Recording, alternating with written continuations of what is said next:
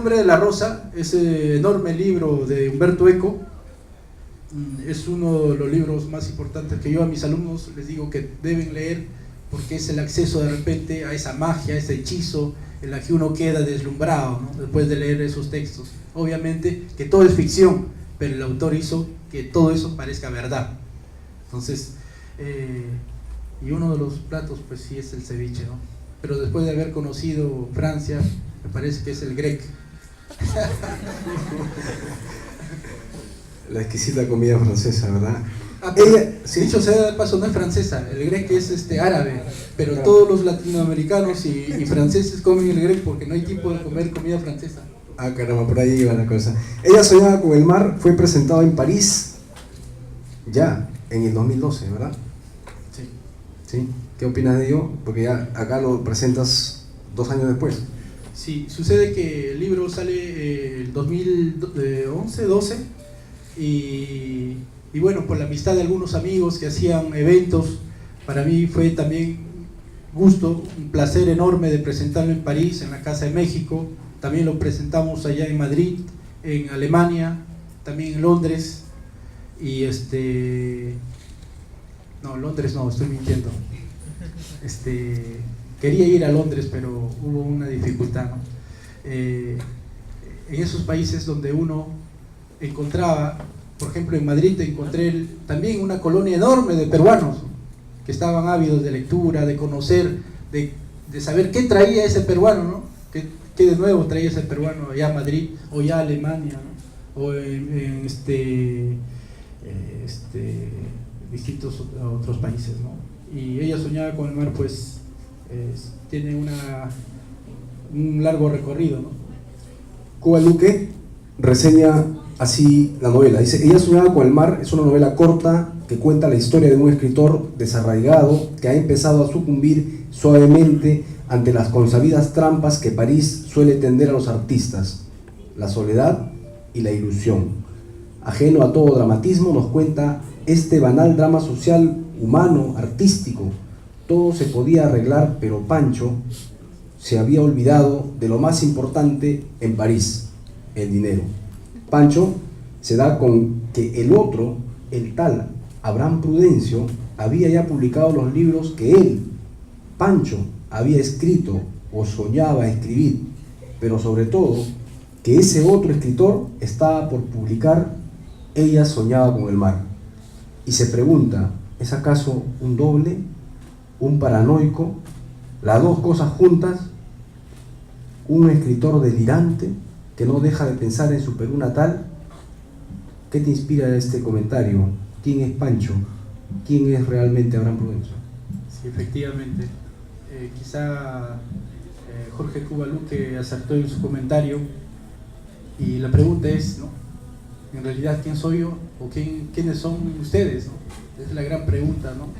Pero obviamente que no va a tener respuesta, porque el escritor o el personaje está cambiando constantemente. Es un escritor o un personaje que trata de encontrarse a sí mismo, y ese encuentro pues va a ser bastante complicado, dado que va a surgir una serie de cosas, ¿no? Incluso este libro termina, en la parte final dice, escrito en Praga, ¿no? O sea, es decir, este es del otro Abraham Prudencio, y no el Abraham Prudencio de París. Bueno, son cosas que están dentro del libro, y obviamente la intención no fue esa, de ningún artificio, sino de una manera natural, ¿no? Que se exprese de manera natural. La novela es una ofrenda de amor para Leonor, Anaís o Delfín. ¿Es amada real o imaginaria? Yo te iba a preguntar quién es esa amada Abraham Prudencio, pero creo que lo vas a dejar también, sí, en incógnita. En incógnita. Sin embargo, esta novela cautiva también por este personaje, Belville, ¿verdad? Ese fiel compañero que escucha, que vive esa búsqueda de la felicidad, esa realización como escritor. ¿Crees, Abraham, que finalmente llega a la realización como escritor en la realidad real? ¿Que se da esa realización alguna vez en transcurso de la vida de los escritores? ¿Podría repetir, por favor? Claro, o sea, te decía que el personaje que es Belville, el perro, es el fiel compañero de Pancho, que escucha a Pancho en cierto modo, que vive con él sus penurias, etcétera, en su búsqueda de la felicidad. Y yo te pregunto, ¿crees que la felicidad llega en algún momento en la vida de un escritor? ¿La realización como escritor llega en ese contexto? Claro, sucede que, como conversando con unos amigos, me decían, pobre del escritor que es feliz, ¿no? Pobre del escritor que gana un buen sueldo, que tiene en todas las comunidades, ¿no? Porque se supone que ese escritor que pasa por distintas dificultades tiene digamos, el material para seguir profundizando, para seguir conociendo las conciencias, las almas. Yo pienso que cada experiencia que uno pasa, dificultades, por ejemplo, que más adelante, lo que se ha pasado en París, por ejemplo, más adelante yo pienso que se va a volcar en un libro, ¿no? Todas esas experiencias difíciles que uno ha pasado, ¿no?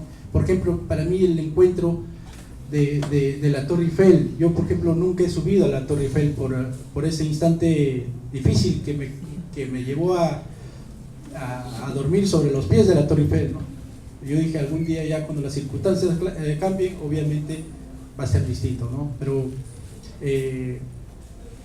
pienso que el escritor normalmente está en constante acostamiento, en constante problematización ya con su propia vida, con su propia existencia, y yo pienso que el escritor vive en esa infelicidad, vive en esa, digamos, en esa situación difícil que es malo para el cuerpo, pero bueno para el escritor, ¿no?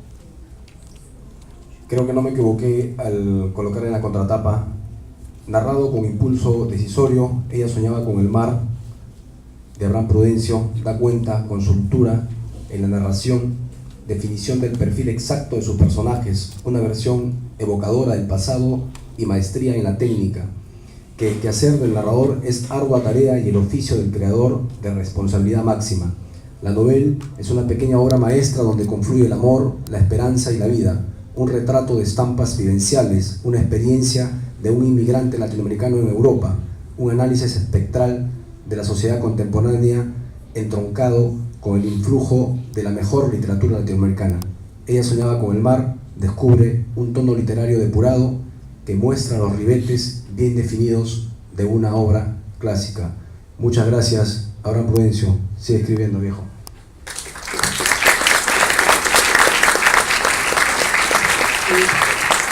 Antes de terminar, yo quisiera agradecerles a todos ustedes por haber venido, por haberse dado la molestia, como les digo una vez más, de estar presentes a todos ustedes, grandes amigos.